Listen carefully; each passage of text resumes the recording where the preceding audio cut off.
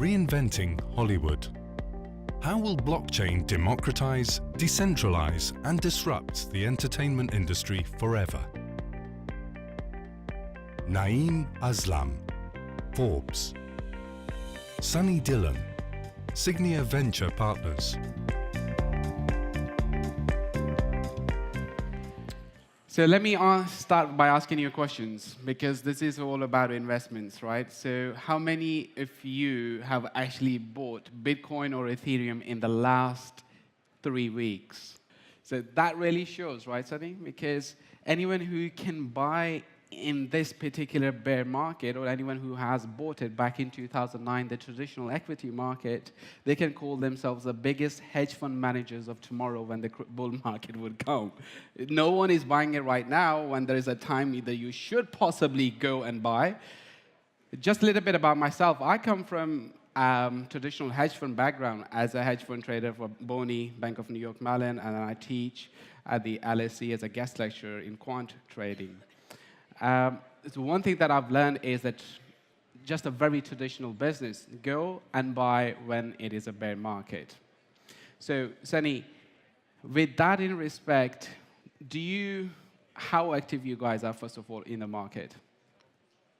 So I have an early stage venture fund in San Francisco called Signia Venture Partners.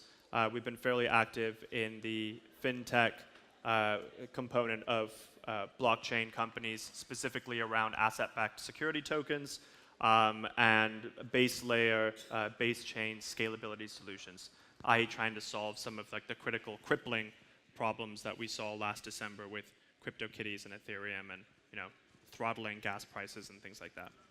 Okay. I think one key trend that I have seen in the last 2 quarters is people couldn't raise money, and then they're just going into taking the projects private. So now we are talking about a market which is full with leeches. Remember, this is what we kind of discussed earlier. Or a black tie dinners, where they're going to say, okay, come to this event, and then we have such investors coming, and then they're going to do. How do you differentiate if it's just not another leech who's trying to attract you just to get the capital when you actually need to raise capital and be in front of an investor, or if the investor is actually going to invest? Yeah. So I think that the rarest commodity anybody has is time. So don't waste anybody's time with posturing to be something that you're not, or for an invest. And that goes for just as much as you know how many people are like investors that they're not deploying any real capital. So I think that we're talking about Hollywood. So if you think specifically about filmed entertainment, gaming, any kind of content-related business where there's something that's obviously entertaining you on a mobile device, in an esports like gaming capacity, whatever. I think that a matter of trust and where capital is coming from and how it's being distributed is a transparency issue. And I think that a lot of the stuff that middlemen, or intermediaries, I should say more accurately, kind of try to say that this much money came in this day, it should be split amongst all these different people. All those intermediaries are not necessary with smart contracts within a certain frame of reference. I think that when it comes to, we were talking about peak bubble kind of behavior, with the black tie dinners and all that kind of stuff. Yes, it's all nice and it's congratulatory, but it's way too early in the market for that kind of thing to be happening. Even in this particular conference, there are 3 different investor dinners, and then there is this FOMO element out there. Which one I should go to? Where we're going to go and get the right amount of capital? How do you deal with this kind of such a FOMO? I mean, is this just another way of just making money that, okay, we have 3 different investor dinners, you end up going to the investor dinners, you buy the tickets and everything else, and then nothing comes out? How many investor dinners you have attended? I'm not, to be fair, I'm living hour to hour on my calendar right now just because we did, I'm still a bit jet lagged, but the opportunity to meet startups, blockchain startups, is a global opportunity. It's not something that's tied to Silicon Valley. The core ethos of decentralization is in its title. Like, you're seeing amazing companies popping up in all over, Switzerland. You're seeing some come out of Malta now. You're seeing tons out of Asia. And what that tells me is that we're spending a lot more time taking meetings with amazing founders. We're very fortunate to be able to do that. We are here to back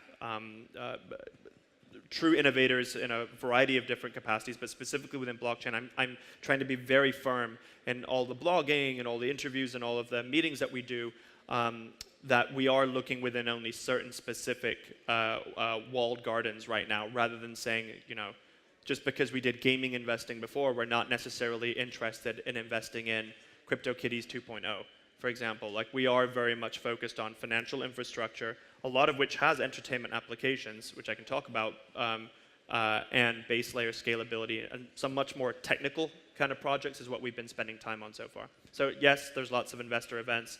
I try to segment them according to those that are within that remit where I'm not wasting anybody's time and they're not wasting mine.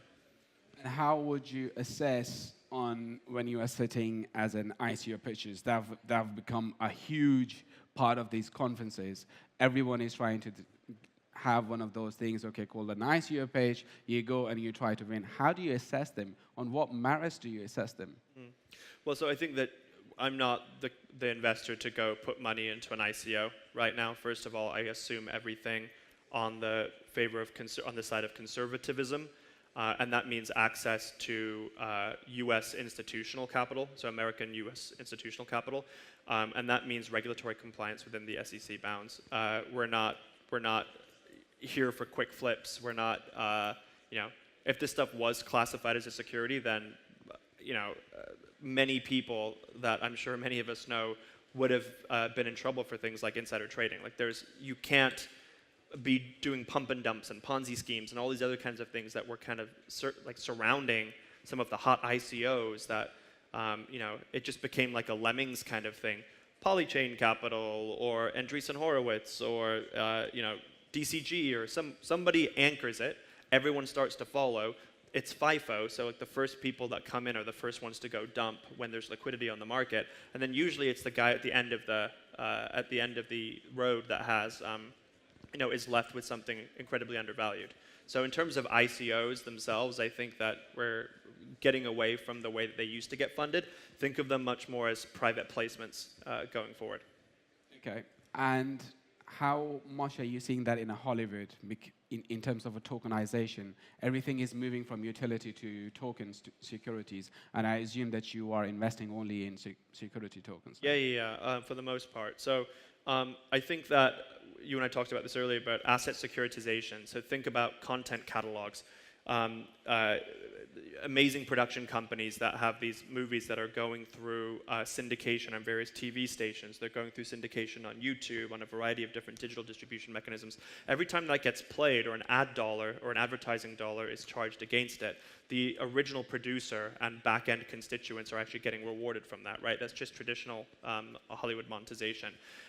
Tokenizing certain parts of that, you could actually go and do asset-backed tokens against that content catalog.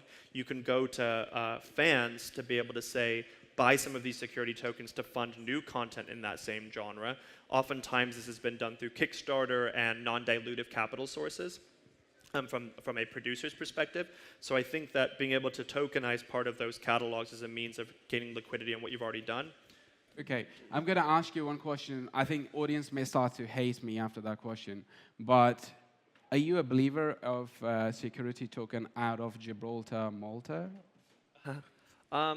It's very early days. I think that the regulatory environment here has been actually remarkably clear, which is why you've seen Binance come here, is why you're going to see other big exchanges come here as well.